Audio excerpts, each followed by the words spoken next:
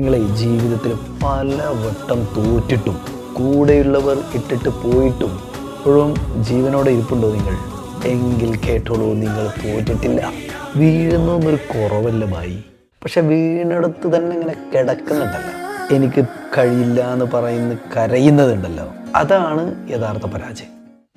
ഇന്ന് നിങ്ങളെ നോക്കി പരിഹസിക്കുന്നവർ, അവരുടെ ആ പരിഹാസങ്ങളെല്ലാം തന്നെ നിങ്ങളുടെ കനലിലേക്ക് വീഴുന്ന എണ്ണയായി കരുതുക. അവർ നിങ്ങളെ തളർത്താൻ നോക്കുമ്പോൾ നിങ്ങൾ കൂടുതൽ കരുത്തുള്ളവനാവണം. ലോകം കണ്ട എല്ലാ വലിയ മനുഷ്യരും ഒരിക്കൽ നിങ്ങളെപ്പോലെ തഴയപ്പെട്ടവൻ, മാറ്റി നിർത്തപ്പെട്ടവനുമായിരുന്നു. ആരും നിങ്ങളെ സഹായിക്കാനൊന്നും വരില്ല. നിങ്ങളുടെ യുദ്ധം നിങ്ങൾ ഒറ്റക്ക് തന്നെ പോരാടണം. നിങ്ങളെ തളർത്താൻ നോക്കുന്നവരുടെ മുന്നിൽ തകർന്നു പോയിടത്ത് നിന്ന് ഒരു ഫീനിക്സ് പക്ഷിയെ പോലെ പറന്നുയർന്ന് കാണിക്കണം. അതാണ് മാസ്. നിങ്ങളുടെ വിജയത്തിൻ്റെ ശബ്ദം കേട്ട് നിങ്ങളെ പരിഹസിക്കുന്നവരുടെ വായ താനെ അടയുന്ന ഒരു ദിവസമുണ്ട്.